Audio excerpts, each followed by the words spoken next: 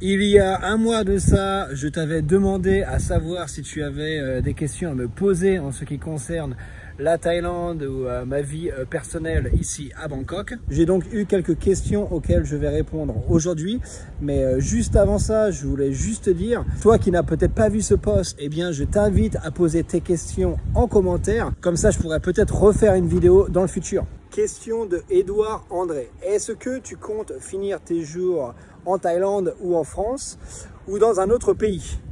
C'est une très bonne question. Je ne sais pas comment les choses vont évoluer avec le temps, donc c'est pas évident de planifier de quoi demain sera fait et puis mon état d'esprit d'ici 5 ou 10 ans parce que on évolue et on change en permanence. Si je devais te répondre par rapport à ma situation et à mon état d'esprit d'aujourd'hui, je te dirais que mon objectif serait de passer l'été en France et le reste de l'année en Thaïlande. Peut-être passer aussi l'hiver. Je t'arrête tout de suite, Charles. Non, quand je dis l'hiver, passer les fêtes de fin d'année avec la famille. Il est hors de question que je me pèle les fesses en France. Le ciel gris, les gens qui tirent la tronche. T'as l'impression que tout le monde veut se pendre dans la rue? Non merci. Moi je suis en Thaïlande pour le soleil, la bonne humeur et la joie de vivre. Donc non. Pas retourner en France pendant l'hiver, les fêtes de fin d'année, hein, on va dire décembre. Et puis sinon c'est vrai que moi ça m'intéresserait beaucoup de pouvoir rentrer l'été français parce que c'est quand même une saison qui est super en France. Donc ça serait en gros 10 mois en Thaïlande et puis 2 mois en France, un truc comme ça quoi. Et pour ce qui est de vivre dans un autre pays, bah non, je n'y ai pas pensé. Ce à quoi je pense, c'est plus voyager, hein. C'est quelque chose que j'ai envie de refaire parce que ça me manque. Donc découvrir un peu le monde, mais aller m'installer ailleurs, au jour d'aujourd'hui, non. Après, qui sait, si demain je vais voyager dans un pays et là je prends une grosse calotte et que j'ai envie de m'expatrier dans ce pays, et bah pourquoi pas. Mais j'en doute, je pense pas. Donc Thaïlande et puis un petit peu de France. Et la troisième question de Edouard André, pourquoi c'est si compliqué d'avoir un animal de compagnie dans un condo et dans une maison en Thaïlande? Dans les maisons, tu peux avoir un animal de compagnie, il n'y a aucune restriction par rapport à ça. No worries. Par contre, pour ce qui est des condos, oui, il y a des condos où tu peux avoir un animal de compagnie, mais c'est moins populaire que les condos comme le mien, hein, où c'est interdit. Après, la raison pour ça, j'ai pas fait de recherche approfondie. Par bon sens, je te dirais juste que c'est une question, je pense, de respect vis-à-vis de ses voisins. Parce que si tu as un chien et qui se met à aboyer comme pas possible, ça va pas être cool pour le voisinage. Il faut savoir que les murs des condominiums, ils sont pas super épais. Moi, je sais que dans ma chambre, juste à côté, t'as la chambre d'à côté, bien sûr. Oh, mais qu'est-ce qu'il est intelligent, ce Charles. On a les toilettes qui sont à côté de notre lit. Donc, ça nous arrive des fois, 3 h du matin, où t'entends le voisin tirer la chasse d'eau. Donc, imagine avec un chien. Et puis, je pense qu'il y a aussi une part de propreté pour les proprios. Ils ont sûrement peur que leur appartement soit défoncé par des griffes ou qu'il y ait des gens qui prennent pas soin de leur animal et qu'on retrouve le jour du départ de la merde un peu partout sur les murs. J'ai pas fait de recherche approfondie, mais je pense que c'est dû à ça. Question de Zorg 42300. Peut-on acheter de l'or en Thaïlande? Tu dis dans ta question que c'est peut-être risqué. Pas du tout, hein, c'est quelque chose de très répandu ici en Thaïlande. Les Thaïlandais aiment acheter de l'or. Il suffit tout simplement de se présenter dans une boutique et puis d'acheter ce que tu veux acheter. Et tu peux revenir dans cette même boutique ou aller ailleurs, hein, peu importe, et vendre ton or. D'ailleurs, en Thaïlande, l'or, c'est vraiment une sorte d'investissement, hein. Les Thaïlandais achètent de l'or. Au lieu de mettre leur argent en banque, certains mettent leur argent autour du bras, autour du cou. Donc pour moi, je trouve que c'est quelque chose de malin au final, parce que mettre son argent en banque, c'est perdre de l'argent, donc vaut mieux l'investir. Et puis actuellement le cours de l'or n'arrête pas d'augmenter, donc pour ceux qui ont acheté de l'or il y a quelques années, eh bien ils vont pouvoir se mettre bien si aujourd'hui ils veulent le vendre. Moi je le vois ici à Bangkok, hein, quand le cours est super bas, les boutiques sont remplies de personnes qui veulent acheter. quand le cours est super haut et les boutiques sont aussi remplies de personnes qui veulent vendre ce qu'ils ont. Prochaine question de Koala Vélo. Alors je sais pas si je prononce bien ton nom.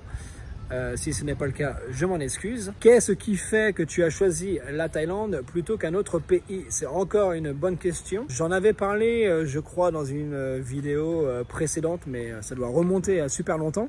Pourquoi la Thaïlande? Alors moi, j'ai fait le tour de l'Asie. Bon, j'ai pas fait le tour complet, j'ai pas fait tous les pays, mais j'en ai fait un petit paquet quand même. Et j'avais fait un top 3. Et dans mon top 3, j'avais la Thaïlande. J'avais Bali en Indonésie et j'avais les Philippines.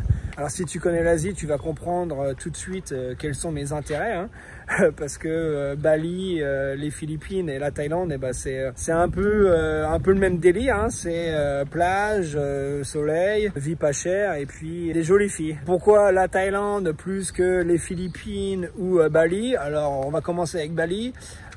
C'est une île, hein, c'est assez petit, donc je me voyais pas rester là-bas toute ma vie. Les Philippines, j'ai adoré Palawan, Boracay, mais j'ai détesté Manille. Et puis Cebu, Boracay, c'est pareil, c'était comme Bali, c'était extraordinaire, c'était super beau, c'était magnifique, c'était tout ce que tu veux. Mais de là à y vivre, je pense que je me serais sûrement vite fait chier pour rester poli. Et Manille, c'était hors de question parce que pour moi c'est une ville coupe-gorge, hein. J'y ai passé que 2 jours, hein, mais j'ai eu une mauvaise expérience, donc voilà, ça coupait court au truc.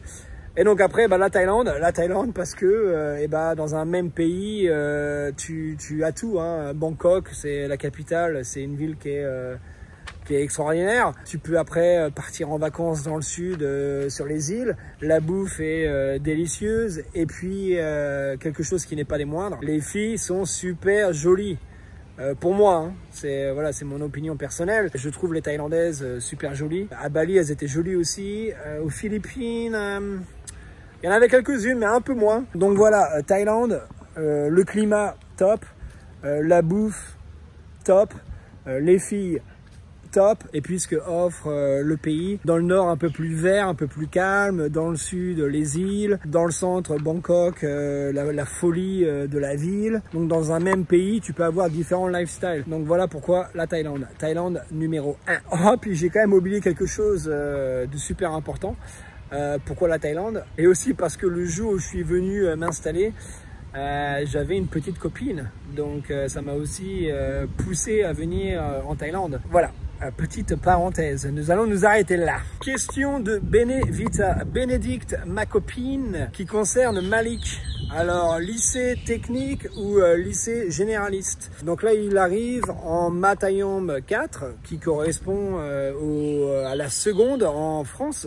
C'est un lycée technique et il a choisi la branche Computer Business. Donc, il va apprendre à faire du business avec des computers. Voilà, je sais pas trop, je vais pas rentrer dans les détails parce que au final, j'en ai aucune idée de ce qu'il va faire. On verra ça une fois qu'il reprend l'école et puis qu'il nous en parle un peu. Je suis un peu extérieur à tout ça, c'est surtout sa mère qui connaît. Pour ce qui est de ta deuxième question, s'intéresse-t-il à la langue française? Pas du tout. Peut-être qu'un jour ça viendra, mais aujourd'hui non. Il s'intéresse pas énormément déjà à l'anglais.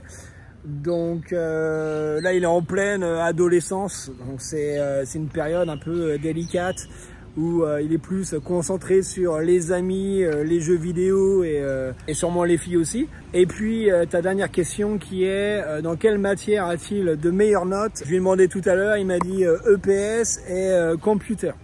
Voilà. Je lui ai dit t'en as pas d'autres, il m'a dit non. Mais j'ai vu ses bulletins scolaires, il se démerde vraiment pas mal. Je sais qu'il galère un peu en mathématiques. Personnellement, j'ai rien à lui dire parce que moi, j'étais pas non plus une flèche en maths. Donc voilà, ma petite Béné. Question de Serge qui veut savoir si j'ai déjà pensé à m'éloigner de Bangkok et si je rentre en France de temps en temps. Bonne question encore une fois. Toutes les questions sont bonnes, hein. Il n'y a jamais de questions bêtes. Partir de Bangkok, oui, j'y ai déjà pensé et j'y pense encore d'ailleurs. Le problème, c'est que je suis un peu bloqué ici, on va dire, par rapport à mon taf et tout. Mais moi, je me verrais très bien vivre à Phuket, C'est une île qui me branche pas mal parce que c'est la plus grosse. Samui, je pense que c'est un peu comme ce que je disais tout à l'heure avec Bali, peut-être un poil trop petit. Je pense que je pourrais vite fait m'ennuyer, quoique je sais pas. Est-ce que ça va se faire un jour? J'en sais rien parce que ma femme est plus nature que plage. Donc par rapport à ça, on n'est pas super raccord, mais qui sait. Après, partir aussi dans un endroit un peu plus calme, un peu plus vert, pourquoi pas, hein. On verra bien. Et pour ta deuxième question, je retourne en France, mais pas assez à mon goût. Je suis rentré l'année dernière au mois d'avril. J'étais rentré avant ça il y a 5 ans. J'ai l'impression que je rentre en fait tous les 5 ans. Donc c'est quelque chose qui me plaît pas du tout parce que ma famille me manque, mes parents prennent de l'âge. J'aimerais bien passer plus de temps avec eux, mais voilà, encore une fois, par rapport à mon travail, c'est pas évident de pouvoir rentrer en France parce que le billet d'avion, ça a un coût. Mon boulot, je fais pas des 1000 et des 100. En plus, le calendrier scolaire ici n'a rien à voir avec celui de France. Au mois de juillet, au mois d'août, en Thaïlande, tu bosses. Les vacances d'hiver, c'est octobre. Donc rentrer en France en octobre, ça vaut pas vraiment le coup. Et puis les vacances d'été, c'est avril. Et puis on va dire que j'ai 15 jours au mois de mai. Donc on va dire un mois et demi, avril, mai, quoi. Donc pareil, c'est le printemps, c'est toujours mieux que le mois d'octobre. Mais c'est pas le mois de décembre pour aller justement passer les fêtes de fin d'année avec ses parents, ou alors c'est pas l'été pour passer 1 ou 2 mois avec la famille, les potos, faire des barbecues et tout le tralala. Donc oui, je rentre en France, mais pas comme je le souhaiterais. Question de David, connais-tu Koh Chang et qu'est-ce que tu en penses? Oui, je connais Koh Chang, j'y suis allé il y a quelques années. J'ai vraiment aimé, on a vraiment aimé avec Kay. L'avantage de Koh Chang, c'est une île qui est proche de Bangkok, comme Koh Samet d'ailleurs. C'est assez calme, du moins ça l'était il y a quelques années, maintenant je sais pas. Il n'y avait pas foule, et puis surtout on avait un hôtel, alors j'ai plus le nom, hein, mais on avait un hôtel avec piscine qui faisait face à la mer, avec un toboggan dans la piscine. Moi je suis un vrai gamin, j'ai adoré, donc je me baignais dans la piscine, je courais dans la mer, et puis je revenais dans la piscine.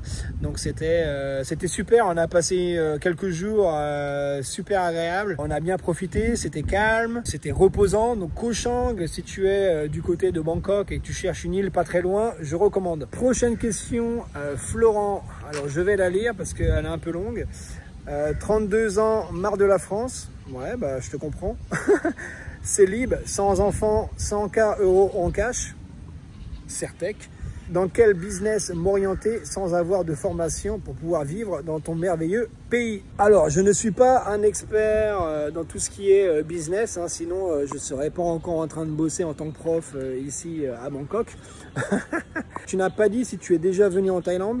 Je vais commencer par ça. La première chose, et pour tous ceux qui m'écoutent actuellement et qui pensent à venir s'installer en Thaïlande, je l'ai déjà dit dans le passé et je redirai sûrement dans le futur, venir en Thaïlande c'est bien, mais dans un premier temps il faut venir en vacances. Donc Florent, je ne sais pas si tu es déjà venu ici en vacances. Si tu n'es jamais venu, il faut déjà dans un premier temps checker un peu les lieux, passer quelques semaines, aller un peu partout en Thaïlande et puis analyser et voir si tu penses être capable de passer ta vie ici, hein, parce que c'est pas la France, hein, ça n'a rien à voir. Et dans un deuxième temps aussi, localiser où est-ce que tu te verrais vivre en Thaïlande, parce que Bangkok ce n'est pas Chiang Mai, Chiang Mai ce n'est pas Phuket, etc. Donc il faut répondre à ces questions-là. Est-ce que tu te vois vivre ici en Thaïlande?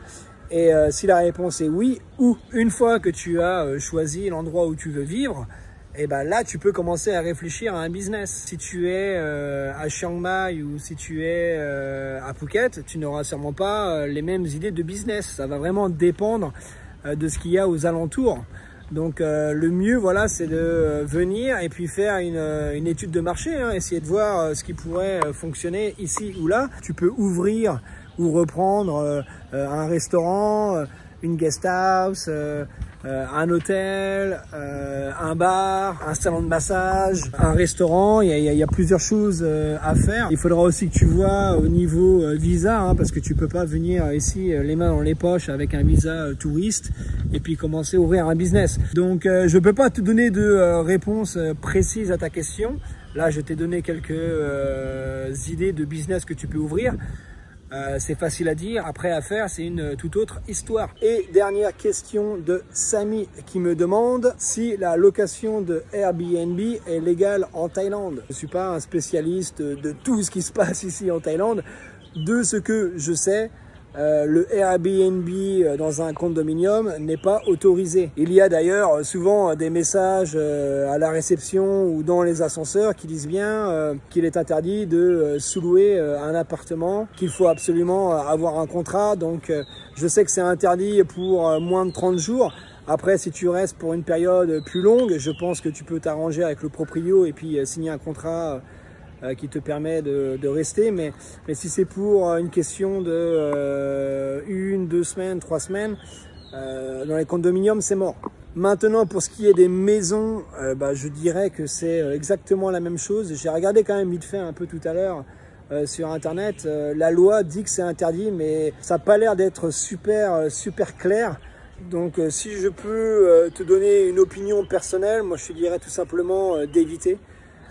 Éviter les histoires, surtout ici en Thaïlande, parce que ça peut très vite partir en cacahuète. Donc voilà, après tu sais que j'ai une communauté qui est à fond les ballons, donc s'il y a un collègue ici qui a une réponse plus claire que la mienne, eh bien tu peux répondre à Samy en commentaire. Voilà pour cette FAQ, je n'ai pas la science infuse, tout ce que je dis n'est peut-être pas correct à 100%, donc faut quand même revérifier par toi-même. Après, quand je parle de moi, je pense que ce que je dis est correct, au moins que tu veuilles aussi rectifier dans les commentaires ce que je dis par rapport à ma vie personnelle.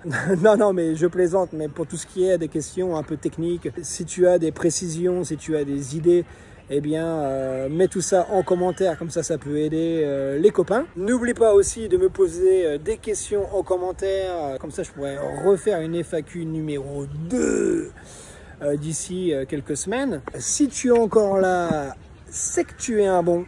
Moi, je te revois très vite pour de nouvelles aventures. En attendant, porte-toi bien.